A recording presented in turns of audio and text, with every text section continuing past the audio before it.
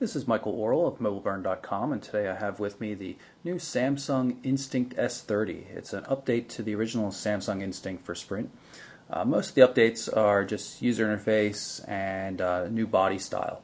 Not a lot of updates in terms of real hardware. I mean, you can see we still have the same 2 megapixel camera as we had before, but when you look at the body, it's no longer a real clunky looking block. There's nice curved corners, smooth lines, some ridges, on the bottom here where the antenna is. It also flares out a little bit thicker, and you can see that just an overall much better looking design. This is the copper color one. There's also a cobalt black version. Same basic large touchscreen display. It's a resistive touchscreen. On the side here we have a Samsung proprietary power port, volume control. Up top is a 3.5mm compatible headphone jack port, so you can use regular headphones, no adapter required. The power and lock button. On the right hand edge we have a micro SD slot. There's a 1 gig card included, dedicated voice command button, and the dedicated camera shutter button. Activate the device by holding down the lock power button for a second. And there really is no standby screen on this. Everything is always a live view of something, so it's always right to business on this device.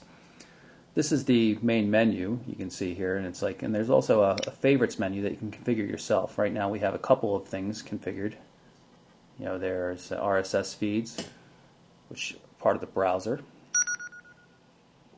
We'll update the feed. This is the Mobile Burn feed. Now it's pulling data down through a 3G connection on Sprint's CDMA network. Here's the RSS feed. You can see if we tap on one of the entries, we get the title, summary, and the link to the rest of the story. You can add bookmarks for web pages. There's a couple of those there. Shortcuts to contacts. This one automatically sends a message to John Doe, one of the contacts entered in the device. You can add channels, applications, any number of things. TV stations, radio stations, whatever. We'll add a TV channel here. Pulls up the Sprint TV application. I'm just going to choose CNN here. We've added it to the favorites now.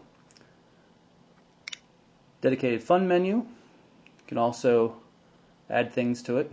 I added this online albums and YouTube link. It's basically just a YouTube link to YouTube's streaming website. Launches the browser, or you can upload videos directly to the site. I'm going to pull up on the browser right now. The browser in the S30 is quite nice. It actually works pretty well.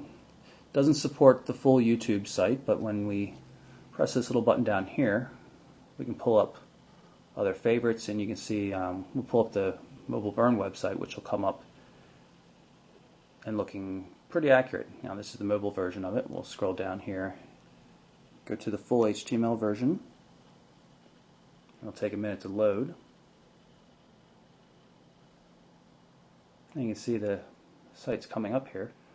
And it looks pretty good. I mean, this is really what the website looks like. It's not quite done loading yet. See the progress bar down there. We can always tap on it to cancel it. And one of the great things about this browser is you can double tap to intelligently zoom. So you can actually get things done easily without having to use zoom controls constantly, zooming in, zooming out manually, which you can of course do, and even this works a little bit better than on a lot of devices, a lot of other Samsung devices even. So you can see a reasonably capable browser. If you tap on the phone button here, it brings you up to all the phone related tasks. Speed dials, your contacts, which of course can have pictures, you can multiple phone numbers, all sorts of stuff like that. Call history, and the dial keypad.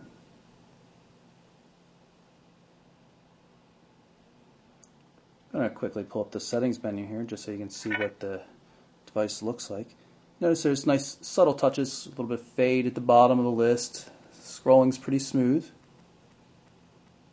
There's haptic feedback whenever you tap, and when you're scrolling, each time a new entry shows up on the display, there's another little click, so you can really feel how fast you're scrolling.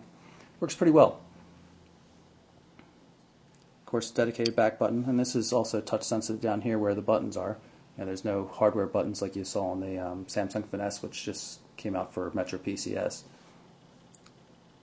Other applications, calendar, all sorts of stuff, calculator. Overall, pretty slick looking package.